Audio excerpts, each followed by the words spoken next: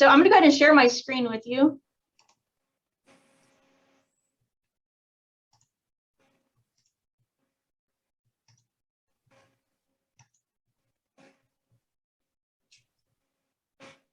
Okay, Aubrey, how are we looking? It looks good. Awesome. Okay, and so just to kind of get things going, today we are talking about navigating that accepted students checklist. So this is basically, steps that students are needing to take as they're starting at Sam Houston. There's just kind of some action items that are needed to be completed as the student is preparing to start at SAM. So just to give you, an idea of what today is going to look like, what you can expect out of this conversation that we're having today. Basically just an in-depth overview of that accepted student checklist. So what are those items on there? What things should students be doing at different times leading up to their first semester? Giving you some clarification about those steps so that you're prepared and they're prepared. Just providing information about various departments and the resources that we have here at Sam Houston for your student. And then there's just going to be a time for you to ask any questions that you might have as we are working through each step of the checklist. So just to move into some introductions, again, my name is Amanda Johnson and I'm the Accepted Students Coordinator. We also have Aubrey Matthews here with us. She is an accepted student mentor and she's going to be just helping out throughout this session, answering any questions. Aubrey, do you want to go ahead and introduce yourself and maybe share like your major, your classification, and what you love about Sam Houston? Yeah, of course. Hi, my name's Aubrey Matthews. I'm a senior here at Sam Houston and a victim studies major and a psychology minor. And I'm an accepted students mentor. And what my role is to meet with incoming freshmen and transfer students and just kind of help guide them through the checklist or any questions or concerns about being an incoming student to Sam Houston. But yeah, I love Sam Houston just because it's a really homey feeling kind of campus and community, and it's a great place just all around. Good deal. So we also have with us two other staff members from my office. We have Rachel Erickson and Jesse Bernal. Rachel and Jesse, do you guys want to give a little introduction as well? Yeah, I definitely can. Sorry for my camera glitching, y'all, but hi, my name is Rachel Erickson. I am the Assistant Director for Accepted Students in Bearcat Orientation. I've been working in this office here for almost 7 years. So our office is really dedicated to helping students, their families, and guests to just transition to their new life here at Sam Houston State University. So this series that Amanda is going to be hosting for y'all is going to be super helpful for you all as a support system that your students are going to need. And this information is going to be super valuable. So ask all the questions, write down all the notes. And as Amanda and Aubrey mentioned, like this will be available to y'all later because it's going to get recorded. But definitely take this time to talk with them. So thanks for being here. Awesome. I think, is Jesse still in here? He may have hopped off, I'm not sure. But Jesse Bernal is our director here in the Office of Accepted Students in Bearcat Orientation, and I can't tell if he's still on here, so we'll keep it going. So as I mentioned, today we're going to talk about the accepted student checklist and just hopefully ease any nerves or anxiousness that you as a parent or a family member might have about your student, starting this new journey. We're also going to be recording this Zoom session, and it will be saved and posted on our webpage of the Sam Houston website. So if there's something that you miss, or if you need to refer back to one of the slides that we talk about, that will be posted on our webpage. So you can always go back and watch the Zoom again, and future Zooms that we have as well. Okay, so let's go ahead and get started working through this checklist. So the way the accepted student checklist, we've kind of split it up into 3 different chunks.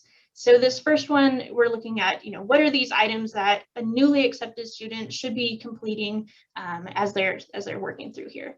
And just to so that after we talk about each of these sections, there will be times for questions. So if you have some questions that you're thinking of as I'm talking, you can definitely put those in the chat. And then once we come back and open for questions, we can answer any of those at that time. And if you have any other questions, you can definitely ask those at that time. So, right. So first step would be account activation. So this is your student's username and password that they're going to be using on basically any computer that they use on the computer labs here on campus. They would need that username and password to access MySam, which is a portal that your student will come to be very familiar with. That's where they'll access a lot of different things. So to get into that, they have to set up their account through IT. There's some steps on here that the student can take to set up that account. But yeah, that username and password, having that set up is going to be just very important for them to do essentially anything on a campus computer, getting into anything that's related to their student account. So again, with that, they would need their student ID, which should have been included in their acceptance email at the very bottom. There would be a 9-digit number that they would use. They'll need that to set up this username and password. And if y'all have any additional questions about that, I have the contact information for our IT at SAM department. So they can definitely reach out to that department if there's any issues with getting that set up. Okay, and then transitioning into the Texas Success Initiative, this is the TSI. So this is something that is a Texas state law. It requires that all students who are entering college be assessed for their readiness in math, reading, and writing, unless they might be exempt from having to take that test due to SAT or ACT scores or some other exemption. So this would be something that the student would receive approximately 5 days after getting that acceptance email. It will let them know like what their TSI status is and if they do need to take the TSI exam or if they are exempt from it. So for questions on, exemptions, what would classify the student as being exempt or whether they do need to take the TSI exam, again, the TSI team in the registrar's office, they are the contact for that. I have contact information on here for the registrar's office and the TSI team.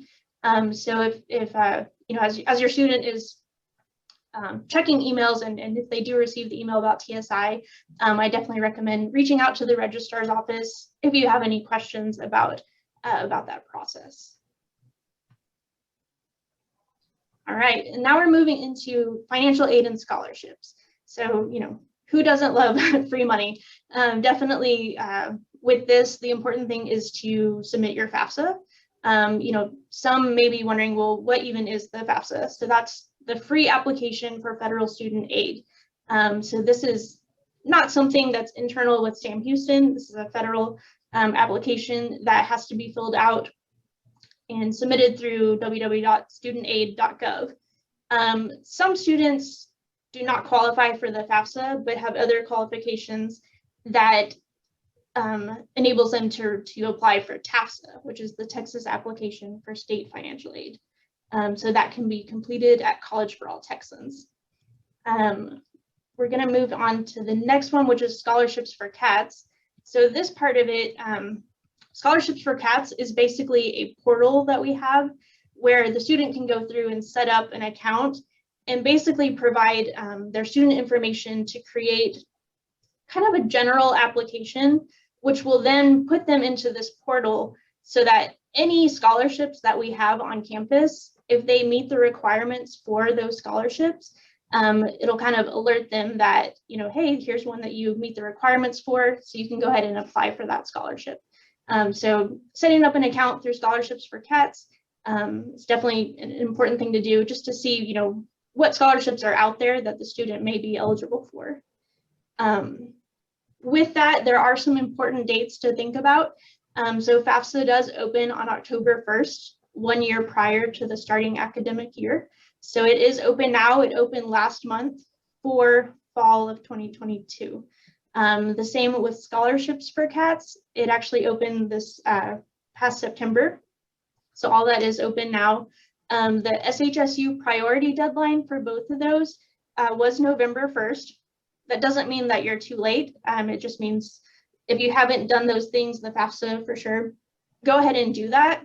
The priority deadline essentially means that that's the best time for a student to maximize their award package. With grants and scholarships, they are limited and they're given out by the application completion date. So the sooner you're able to get that in, the better. And again, if you have questions, financial aid and scholarships, their contact information is on here as well. So you can definitely reach out to them for any of those FAFSA questions and things like that. And that basically concludes this section of it, of that kind of the first few steps that students should take as they're newly accepted to Sam Houston. Do we have any questions so far? Aubrey, have you noticed any in the chat yet?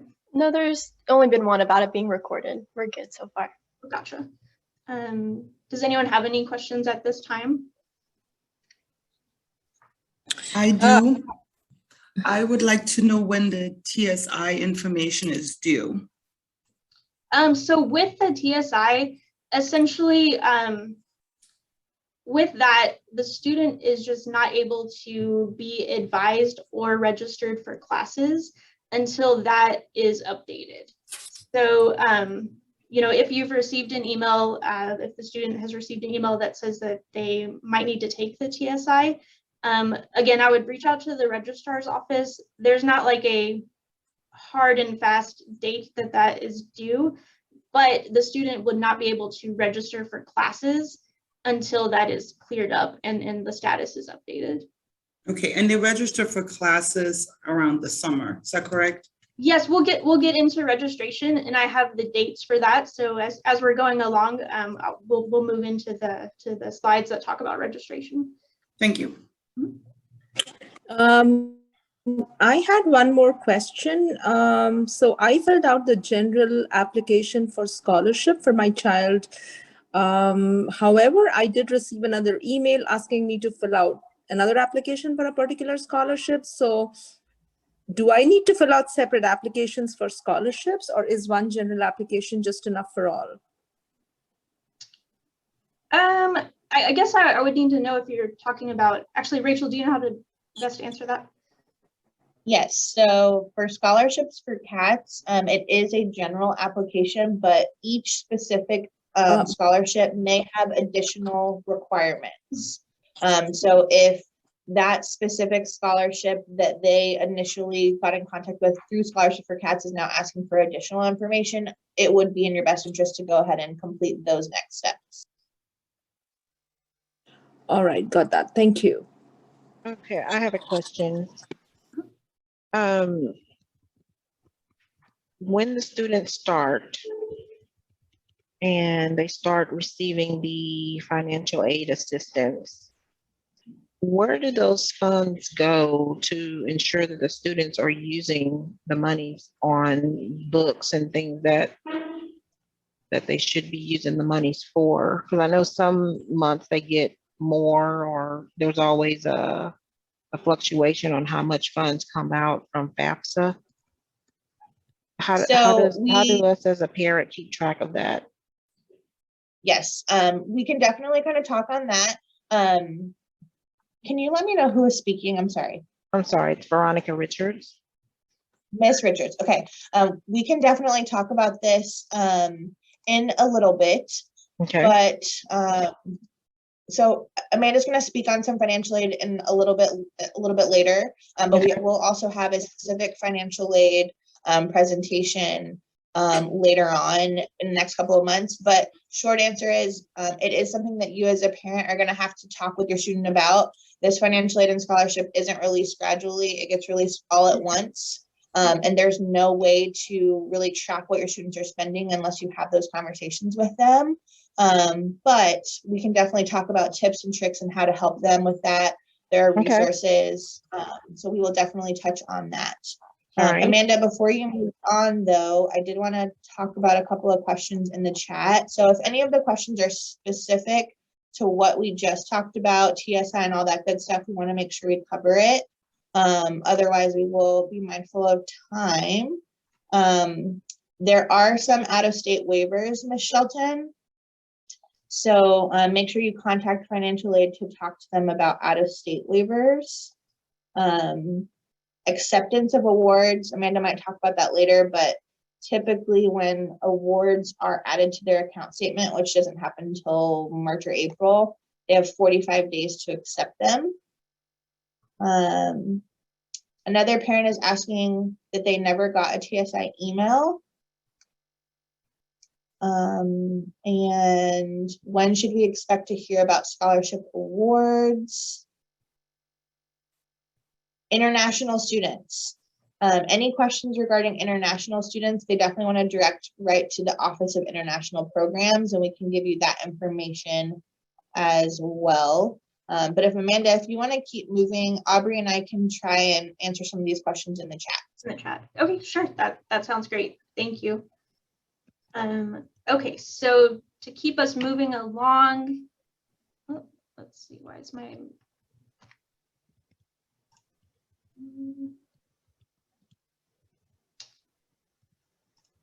okay, so this next section that we're talking about, we kind of call this phase of the checklist the becoming a Bearcat. So these are just additional steps that students should take leading up to their first semester.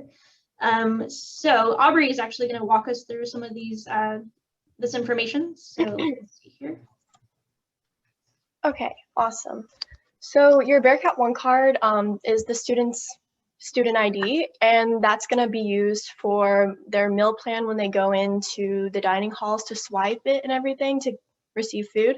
And in order to get into the residence hall, that's what they swipe in order to get into the building and everything.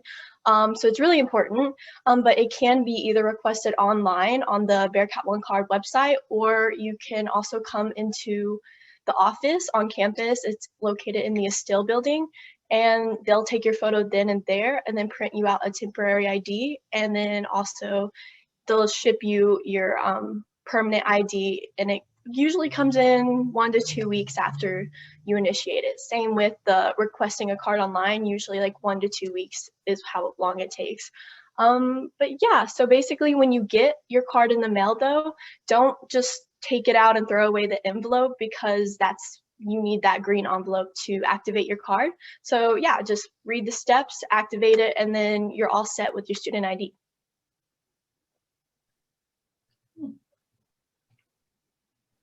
And meningitis vaccination. So before a student can live in a dorm or put down the housing deposit, you need to have your meningitis vaccination uploaded in your student portal. And so if you've already done that or you still have to do that, totally fine, no biggie. Just make sure that when you do have that proof of record, you go to, you can look up Student Health Center right there at that link and click on Patient Portal, and then log into your MySam and everything like that. And then it's underneath the tab that says immunizations. You're gonna click on that and then upload that proof of record, and then you're all set. You just need that in order to live on campus in a dorm. So residence life. So housing applications opened October 1st, and they aren't going to close anytime soon. However, it is really important if your freshman or transfer student is planning on living on campus, because for transfer students specifically, there's only limited spots for transfer students to live in dorms and everything. But as for freshmen, if you are graduated straight from high school and everything, you are required to live on campus unless you live within a 60-mile radius. Then you can get a waiver and commute. But most freshmen end up living on campus, obviously. But yeah, you're gonna make sure you go to your housing portal and put down the housing deposit. It is a refundable $200 fee. So what that means is that if you do decide not to come to SAM anymore before July, because that's when they deduct it, you will get that $200 fee back. And if you live the first year, whole academic calendar year in that dorm on campus, you should get it back as well. But that's just another way to formally accept your acceptance and say you're going to be a student here. But yeah, you're going to basically go to your MySam, and it's underneath the students tab, and it should be under housing or residence life related somewhere on there, and then just click the housing portal, and then you're going to go through the process of putting down that deposit. Yeah, so just the sooner is better. If you wait too long, you're going to be in a later selection, a round of selections, and that's when it gets a little bit more difficult getting the dorms that you want because it is first come, first serve. So if your student is wanting a specific dorm, specifically like a private room, the sooner you put down this housing deposit, the better, because then they're more likely to get their first choice. So yeah. Cool, thank you, Aubrey.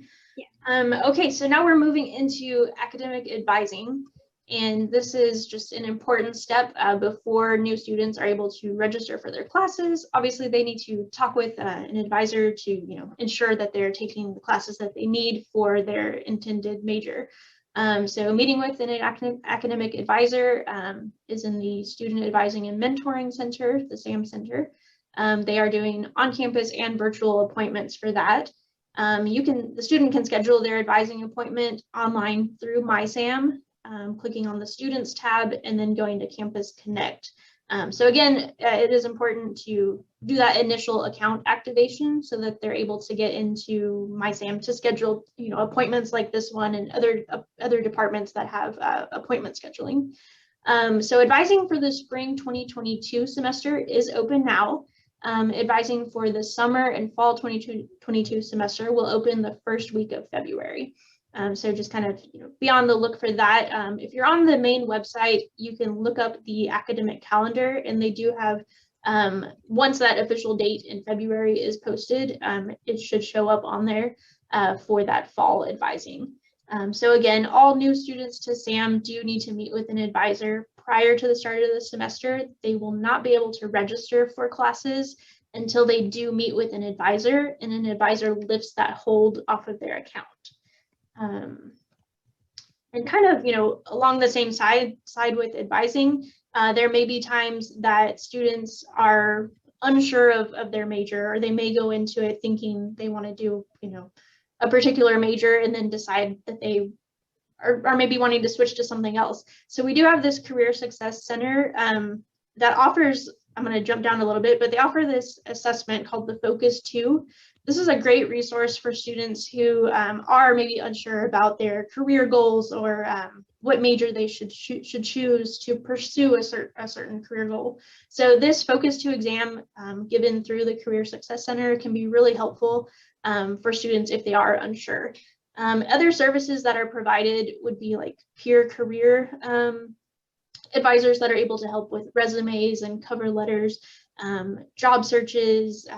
They provide mock interviews to kind of help students get that practice with what an interview would be like. Other things like that. We also have Handshake, which is a job posting portal. So any jobs on campus for student workers, those are all posted on there, and students are able to access that to see what positions might be available for them to work on campus while they're attending Sam Houston. And again, there's some contact information on here for the Career Success Center. Okay, and then kind of keeping along the side of advising, career related. Now we're getting closer to being able to actually register for classes. Before students can register, there's an additional thing that is included in MySam called the pre-registration notice. This is just a survey that the student will need to fill out. It takes 5 to 10 minutes. A lot of the questions on there are kind of related to the payment side of things. So your student might need your assistance as going through this survey just to answer some of those questions that they might not know the answers to. So once that survey is completed, and sorry, let me back up a little bit, that is found in MySam under the registration tab. There's a box that says Bearcat Registration Dashboard. And once they click on that green box, continue to registration, it should alert them that they actually have to do that survey. And once that's completed, then we're moving into registration. So yeah, so once we've got the advising hold lifted, meningitis hold has been lifted because we submitted that information. We've done the survey. Students should be able to register at this point. So again, that is all done through MySam. So once they log into MySam and click on registration, they'll just go to continue to register, and they should be able to find those classes that they've talked about with their advisor. They should be able to pull that up and build their schedule the way that that's going to work best for them. So registration does open November 4th for the spring 2022 semester, and it opens, it already has opened on November 4th. And then the first week of April is going to be when it will open for fall of 2022. If your student does have issues during the registration process, definitely reach out to the registrar's office for assistance with that. All right, and now we're talking about the first year experience and academic success center. So with this, it's good to mention University 1101. This is a course we kind of call it the Welcome to Sam Houston course. It is open to all incoming freshmen and transfer students who have less than 60 hours. There's different sections that have an instructor and a peer mentor. The peer mentors work with students and in small groups to help them just along their way as they're navigating their first semester at Sam Houston. Rachel, do you want to add anything? Rachel actually teaches a University 1101 course. I'm not sure if you want to add anything to that. Sure, I can. So our University 1101 course, as Amanda mentioned, is required for some students. It also it'll be required depending on like TSI readiness and some other application, if it pertains to their application. But for students who it's not required for, it is a class that we strongly recommend for incoming freshmen, as it's kind of an extension to their resources, support systems, especially if you know your student is going to have a difficult time transitioning with time management, taking care of their responsibilities on their own, their study habits, connecting with other students if they're not coming with a big community into college. It's going to touch base on things like money management. It's going to help remind them how to best plan for their upcoming semesters, whether that's with their time management or with their specific degree plan or major.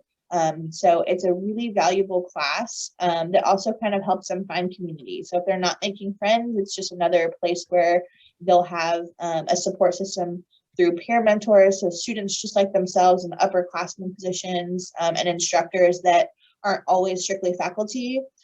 Obviously, this is my full-time job, but being an adjunct faculty for this class is another way that I'm connecting and helping those students.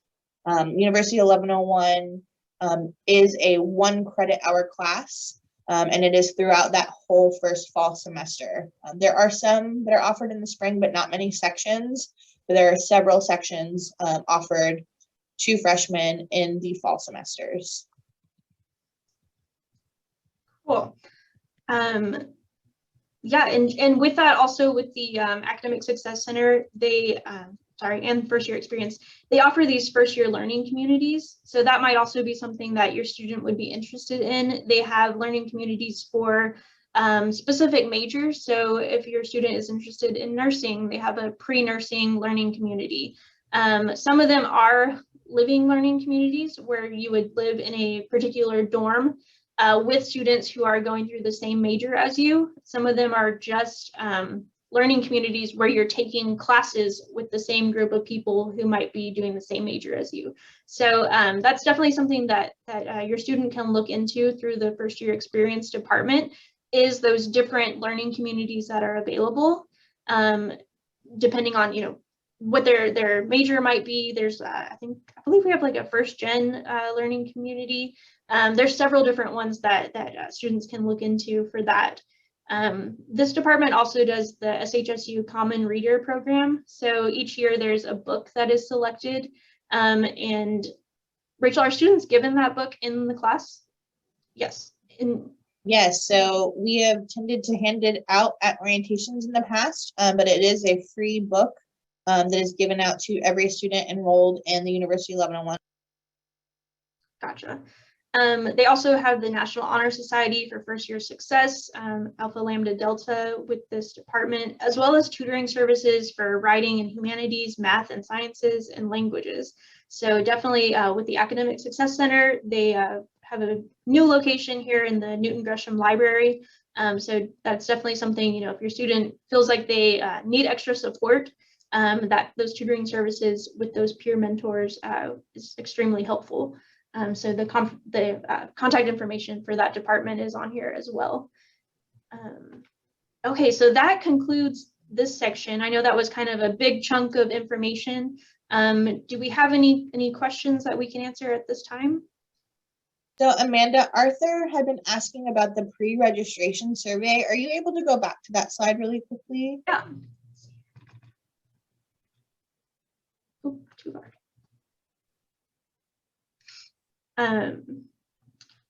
Yeah, did you have some specific questions about that survey? He was just asking what it was called and what it is. And so can you explain that just one more time? So the way it's listed on there, once you click on that continue to registration box, they have it listed as pre-registration notice.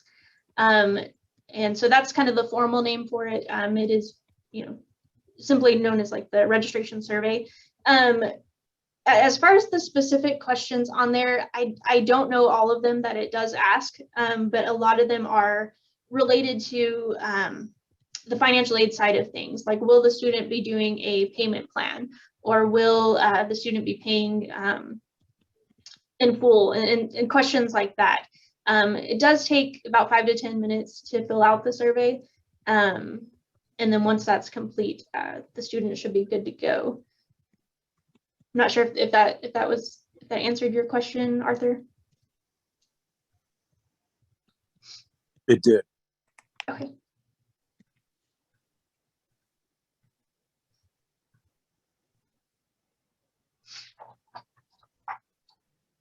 I see another question from Miss Wendy. Does my student need to go ahead and apply for the Bearcat One card now, or do they need to wait closer to when they start? Yeah, so they can definitely, being an accepted student, that is something that you can go ahead and get taken care of. I think Aubrey mentioned about how you can do it online. There's some rules on there, I think, how to get the best picture and some do's and do nots on taking the picture for the card. But yes, that can be done online. If you're on the Sam Houston website, you can just type in the search bar Bearcat One card, and it will take you to that page to walk you through that process of ordering your card. Again, it won't actually be sent out until the student is registered for classes, but it is a good idea to go ahead and get that started. Let's see. We also have a question from Miss Jennifer. Is there a checklist somewhere of everything my student needs to do? Apply for card, email, fill out these surveys. Yes, so we do have the accepted student checklist. Rachel, the link for that is it's personalized for each student, right? Yes, it I can send the link is. now, and they can just log Yeah, in with that's it. great, Aubrey. Gotcha. Yeah, we'll post the link in the chat. We have another question of which dorm is closest to the criminal justice classes. Oh, I answered that for her. But the closest to CJ is Lone Star, and I believe like Belvin and stuff like that. But Lone Star's like right around the corner next to it. I have a question. Yeah, what's up? Okay, so I will be an incoming freshman. I have got all my like paperwork and whatnot, but I do not know what all I'm missing. Like, I haven't been on there. I've been busy, but I do not know like what all I've been missing, because I'm making sure I get everything, especially since I want to join the National Guards too while I'm there and things like that. Because my mom's supposed to join the meeting, but I shared the ring. I don't know, but she's busy 24/7, and I forgot to add her in here. And I still need to finish all my stuff, just to turn it in for Sam Houston.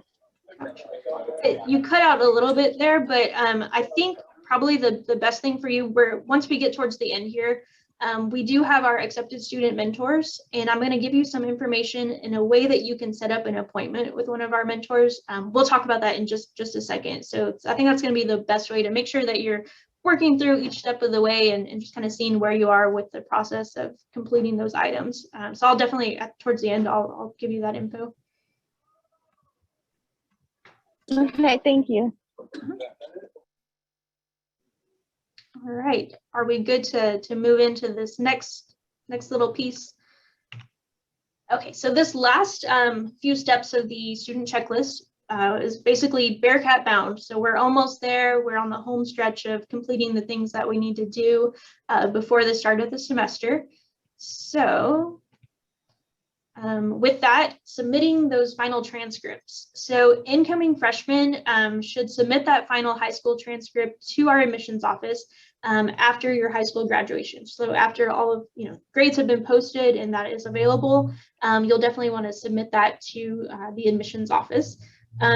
Also submitting any official college transcripts from any dual credit that you may have taken at another university or institution, any AP scores and things like that, again, would need to go to our admissions office. Incoming transfer students should also submit transcripts from their previous institution after completing that last semester. So again, that's all going to go through admissions. So their contact information is on here as well if you have any questions on getting that sent. All right, and now we're talking about Title IX. So essentially, Title IX is part of the Education Amendments of 1972. This deals with sex discrimination and discrimination in any educational programs or activities receiving federal financial assistance. So the main thing with this is that as parents, I know you want to ensure that your student is safe on our campus. So students are required to complete a campus prevention and inclusion training. This will allow them to know what their rights are in concern to Title IX violations. There are some training deadlines. For the fall, the deadline is October 9th, and in the spring, it is March 6th. So these are just some things. Students should be getting a notification when this is due for them to complete this training. Again, I put on here, the safety of our community relies on knowledge. So the whole important thing with Title IX is just having that knowledge out there and available for students. That goes through the Office of Equity and Inclusion, which is located in the Thomason building here on campus. So if you have any questions like for that department, their contact information is here as well. Okay, and I believe Aubrey's gonna talk about a few items now. Yeah, so parking, it's an e-permit. It's not a physical permit, so you won't be picking that up anywhere. So, but if your student is coming with a car, you need to make sure that when parking e-permits open for, purchase, you need to buy in the zone your student's going to be living at. So like on campus, there are specific zones for dorms. And so say like at Piney Woods, they have like zone something. I'm not sure, but you can definitely look at the SHSU parking and transportation website, and it shows you a really detailed description of each zone. If your student isn't going to be living on campus and it's a transfer student going to be living in an apartment, there are still zones like zone 2 and zone 3 that is up for purchase just for like different parking areas around campus that aren't dorm related. I personally have the zone 2 one, and it's a pretty good one. It's I think the mostly picked one just because that's the most average amount of spots to pick, I guess. But yeah, so it's an e-permit, and that usually doesn't open up until this like summer, probably more closer to the fall semester in July. So you still have some time, but if they are bringing in a vehicle, they do have to register it and purchase an e-permit in order to park, because if not, they're gonna get like a $25 to $70 ticket, and you don't want to be paying for that. But yeah, so if you do have any further questions or concerns, you can always reach out to the parking and transportation, and they can clarify some of that for you. Okay, so for cashier's office, that's the office that deals with our tuition. Basically, like it says right here, your payments can be made through your MySam account and everything. Also, there are two options. You can either pay in full, where you just pay all your tuition up front, or you can pay in installment plans. I think registering for installment plans also opens up closer to the beginning of, let's say, like if you're attending fall, closer to the fall semester in that summer as well. So if you're interested in that, it's going to be where you pay in increments of like a couple weeks to kind of divide the payments instead of just like putting it all out there if that's something you can't do. But yeah, so this is the department that if you have any questions with tuition or that installment plan and stuff like that, reach out to the cashier's office and they can help you with that. Welcome week. So welcome week is going to be the first week when your student moves in. And so during that week, it's just full of a bunch of fun, welcoming activities that tries to get your students involved with the campus and to show all the organizations and clubs that we have to offer, that they can see what interests them and how they can, you know, add to their college experience. It's really cool. There's always free food, free t-shirts, free and fun activities, and you make a lot of friends that way as well. So it's, like it says, a great way for new students to build connections. And so that's something they have to look forward to after that first week of like syllabus week and move-in and everything. So yeah. All right, so we're nearing the end here. So Bearcat Orientation. So for all 2021, 2022 high school graduates, they are required to attend the Bearcat Orientation. It is optional for transfer students or students who have graduated before the 2021, 2022 academic year. I did put the link on here where students can go to register for orientation.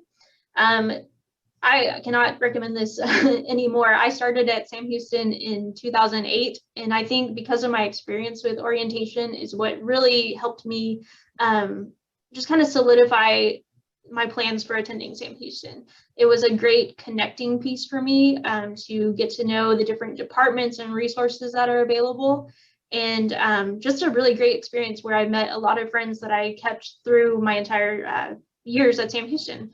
And, you know, I loved it so much that I'm still here. So as far as the dates for registration, we do have for orientation, we do have spring 2022. That's hard to say it. Spring 2022, Friday, January 7th. So that is for students who are starting in the spring, freshmen and transfer students. The fall orientation dates are from kind of the first week of June all the way through the end of July. So there's several different sessions that your student can register for.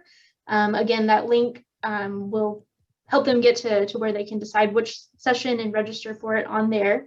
The summer sessions are 2-day overnight stays. So students will be staying in one of the dorms on campus and on the Thursday night, and then also doing the activities on Friday. Rachel is a seasoned orientation person. Do you have anything extra that I might be missing? Just that like Amanda said, we're stressing that it is required for freshman students. Transfer students not required, but we're still very, very highly, strongly encouraging that they attend. As of right now, all of these orientation sessions are in person. We have found that our students are more effective and successful if attending orientation in person, which is why our main modality is offering it in person. We will have very few virtual sessions, and that is if the students can absolutely not attend in person or absolutely just don't feel comfortable or are ill, because we are following the procedures and the protocols that our institution has for COVID-19. And so our in-person program are the required programs. The few virtual we have are just if there's some type of circumstance and someone reaches out to us. I know that was in the chat, but these programs are very successful. Students feel connected. They're getting their questions answered. Parents and students are encouraged to attend. So we do have a whole track built just for parents, family, and guests who are supporting their students, because we know that as much as the students need to transition, the parents and the guests and the family members need to feel that support too. So we have those programs, and our spring orientation is open, and we will open our summer orientation sessions hopefully end of February, early March. Okay. All right, so now we're moving into just last couple of pieces of information. So Jazz, this might be really helpful for you. This is what I was mentioning, the accepted student mentors. So Aubrey is on a team of accepted student mentors. They are peer mentors who are here and able to share, kind of their experiences as they're journeying through Sam Houston, as well as helping you with your transition to Sam Houston and into college life as well. So that's definitely a time that students can just ask any questions that they might be having just as they're trying to figure things out moving into their first semester. So there are virtual appointments available, and I put on here the link to our webpage. If you're on the Sam Houston website, you can probably just put in the search bar ASBO, which is our office, Accepted Students in Bearcat Orientation. And there's a tab on there that's for accepted students, and it'll take you to where you can schedule your appointment with an ASM, with an accepted student mentor, to get any of those questions that you might be having answered as well. Okay, let's move in. Do we have any final questions now that we've kind of covered all of the steps of this checklist? Are there any other questions we can answer? Aubrey, do you want to help Amanda go through some of the questions in the chat? Yes, give me a second to go up. So yeah, there's a couple about if we will have any additional dates for our spring 2022 orientation, and I did respond saying that unfortunately we're only having our January 7th. That's correct, right? Okay, cool. So sorry guys, there's only going to be That is 7. Oops, sorry. Yeah, and I wanted to clarify, Aubrey, that spring orientation date is only for students who are entering in spring. So if Not you are for accepted incoming for freshmen. spring, yes, it is not for freshmen who are coming in summer or fall. So if your student is accepted for fall or accepted for summer, they are only able to attend the summer orientation programs. They're not able to register for the spring. Yes, and yes, there is a registration fee for orientation. For our spring transfer orientation, I believe it's $75. And there is a fee, I believe, for guests as well. I think it's $45. But those are what the fees associated to it is. As for parents staying for orientation, unfortunately, no. While it is specifically talking about like the freshman orientation and how it's going to be a 2-day event and everything, there is like, they'll stay in a dorm, but that's just resided for the students. If parents are attending with as guests, y'all have to find y'all's own lodging with a local hotel, or you can try contacting our university hotel. They're really great. It's on campus, so you don't have to walk far, but we don't provide housing for y'all that night. Y'all have to find it for yourself if you are attending with your student. And then there's a question about what should my student do first when arriving there the first week? Whatever they want, just go to your classes. I think as we mentioned that welcome week is going on that first week. And so definitely have them refer to pretty much on the main page of the Sam Houston website. If you scroll all the way to the bottom, they have events that are going on, especially during that first week. There's different things happening out in, we call it the yard area, which is kind of the middle of campus. Different organizations are usually set up out there, just talking about their organization and different activities that they do. And I think that's a really great time for students to just get to interact with different people, learn about different things. And, there may be, a club or organization that the student might have not heard about, but they might be interested in. So it's a good time for them to kind of make that connection and doing those activities during Welcome Week. I'm gonna scroll back a little deeper in the chat if that's okay with y'all. So someone asked about visitor parking. There is visitor pay by hour parking all throughout campus. Mr. Arthur asked if there were credit card usage fees. Honestly, Mr. Arthur, I'm not 100% sure. In the past, there had been some fees. It fluctuates with the banking institution. Right now, our Bearcat One card is associated with Bank Mobile Vibe account. And so that is definitely going to be something on the Bearcat One card page. And we can try and look that up for you and send you an email if we find that information. Miss Wheeler asked if we offered Saturday at Sam and if residence halls can be previewed. There is a spring Saturday at Sam that is March 5th, 2022. It is an event that you all can register for. Registration is not open. And they do tend to work with the residence hall to offer some tours, but that will definitely be up to the visitor services and the residence hall. But definitely check out shsu.edu/visit for Saturday at Sam information. And if you want to visit Sam Houston for any tours or any other visiting events. I think there was like another question that someone had asked that they were still deciding between colleges and if they wanted to take a visit. They definitely can do that by scheduling a visit through shsu.edu/visit. Hi, I have a question on the tours actually. Hi, I wanted to see if, so right now it looks like they have through December and it looks like you probably open up maybe January, like next month or something. But I was wondering, the tours that are in December, what is campus like? Are most, I think your guys' session ends around the 10th or something. So are most students then gone after the 10th? And I wanted to experience the campus, you know, with good campus life with lots of kids on campus. Yeah, I mean, I would say, you know, as we're getting closer into the holidays and students are taking their finals and then leaving, pretty, you know, like you said, around the 10th. So as far as the best time to come, ooh. Like after when you come back from break in I would January? think back at the start of the year, once, you know, students are back on campus and we get, you know, all of the holidays out of the way, it's probably going to be the best time when everyone is here again and campus is kind of buzzing with students everywhere. Okay. There's a question about roommate selection. Oh, I'm sorry. No, go ahead.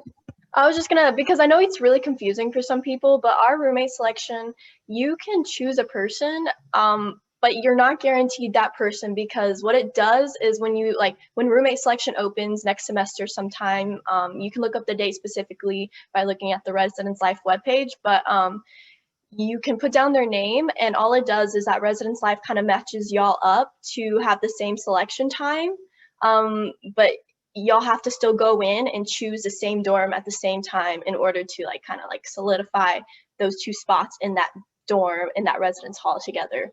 So if you have a 10 a.m. selection time and your roommate has one the next day at 2 p.m., it's probably best that you wait for the later time, that 2 p.m. time, to go in together, because if you go in at your earlier time, somebody could go in and just take that other spot, and then you have to reselect basically. So it's really confusing, but it's really easy. Just wait for the opening, put down that person that you want, and then when you get your selection time, just compare it with that roommate and then go into the housing portal and decide together to make your life easier and you're not just scrambling around. Now, if you don't get the roommate that you wanted, they do have a in the first week of, when you move in, that you can basically move out of your dorm and to a different dorm if you don't like the person you're with, or into a different residence hall if there are openings. Now, it's not guaranteed, but there is a way out if you don't end up with a roommate that you like. You'll just have to talk to your RA in that dorm, okay?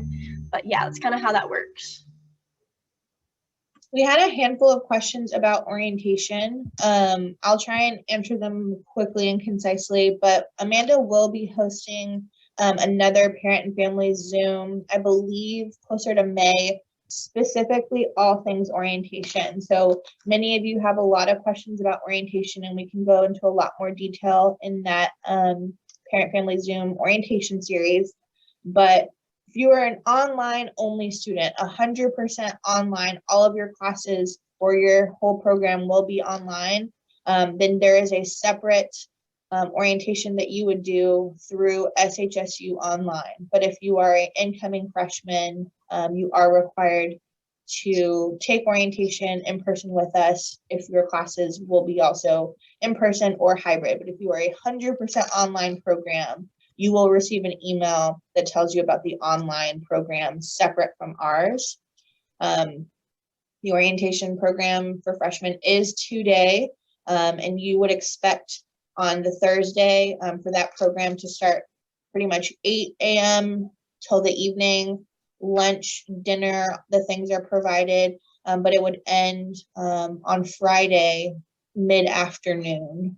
And so you would hopefully block off those 2 days for that program.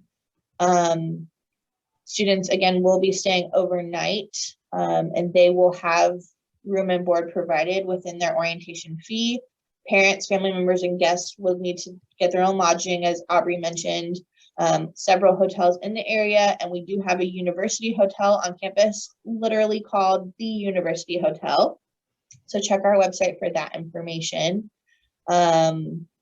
I want to circle back to Ms. Richards' question about the financial aid and awards being awarded, but then also how your student is kind of managing their money. We will again have future Zooms about financial aid and things like that, but your students will receive their award, and once accepted, they won't be awarded their money until a week or so before classes, and it will all be released to the, it'll apply to their tuition and fees. So whatever tuition and fees that are on their account will get paid down through those things, but anything additional would be their refund. And that information, all that funding would go to a source that you selected when you got your Bearcat One card. So either a personal account, your Bearcat One card account. But definitely check out the financial aid and scholarships website for more information on that. I think there's a couple other questions, Amanda and Aubrey, if you guys want to try and tackle some of those. Yeah, it says, what do students that stay in the dorms usually do when the summer comes around and they plan to be back in the fall? Do they need to find an apartment for the summer? So you are basically, so this is how it works. Freshman year, your fall and spring, right? So when Christmas comes around, you kind of get kicked out for that winter break. But then you come back and you go back to your same dorm, don't have to move anything out or anything, but you just kind of get kicked out of the dorm for winter break. And you come back in the spring, you do the rest of your spring semester, and then when it comes to like the end of that semester, you're like required to move out. You can no longer live in that dorm. So if you aren't planning on living in a dorm again that next semester, like you've already reapplied for a housing like with the residence life, then you will need to either move back home depending on your certain like specific circumstances, or find an apartment. I would say it's case by case basis, so whatever you need to do. But yeah, you're only able to stay in your dorm fall semester and spring semester. Maybe for people doing summer semesters, they have some housing, but you're gonna have to contact Residence Life for kind of more info on that. I see the question about the fall move-in dates.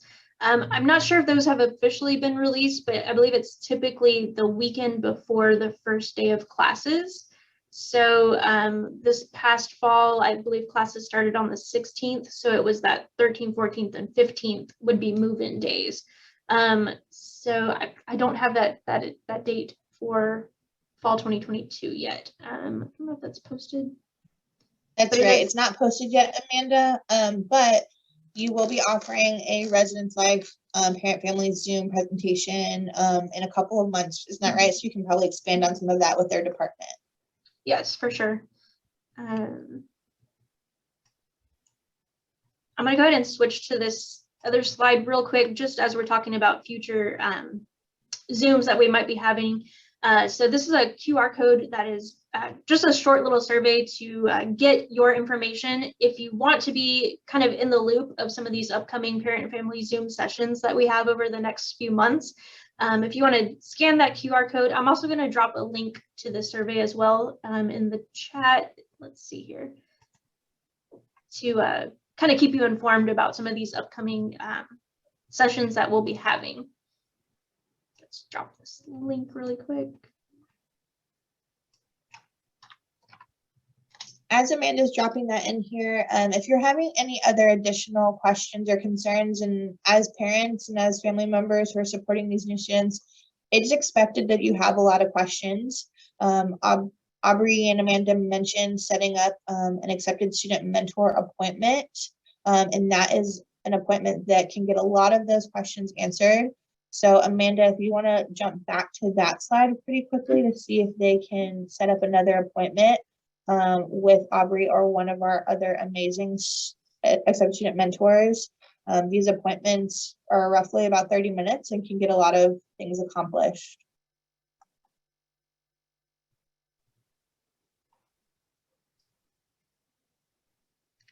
Right. And did we pretty much cover, I think we've covered questions in the chat. Yeah, this last question was just about how the student can get around without a vehicle.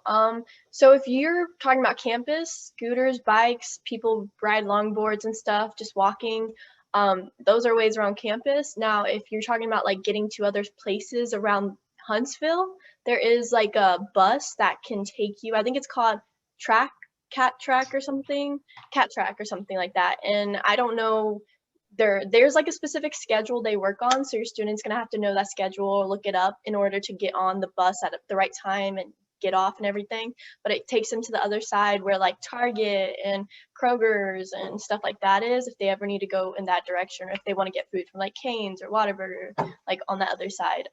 Also carpooling with friends. So yeah, those are just some ways around Huntsville and campus. Absolutely. Amanda, if these individuals are not able to get their questions answered today or still have additional questions, we apologize that we weren't able to get to all of you today, to be mindful of time, but how can they reach out to you, Amanda, to get any additional questions answered? Yes, I have this slide on here that does have my email and phone number, as well as our front desk phone number. So yeah, definitely, send me an email or give me a call if you do have any additional questions, and I can definitely kind of get you in touch with either the right person or get that answered for you. All right. So I think that kind of wraps up walking through that accepted students checklist, and definitely kind of be on the lookout for upcoming sessions that we'll be having. Thank you guys so much for attending today, and thank you for entrusting us with your students and being on campus. I know it's a time of probably some nerves and anxiousness, but we're here to just help ensure that that process is as smooth as possible. So again, just thank you for attending and having an interest in helping your student be successful. All right, so I think let's see, can I stop sharing that?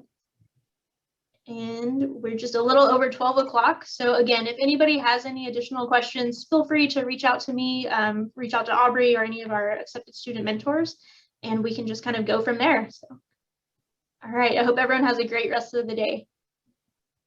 Bye. Bye.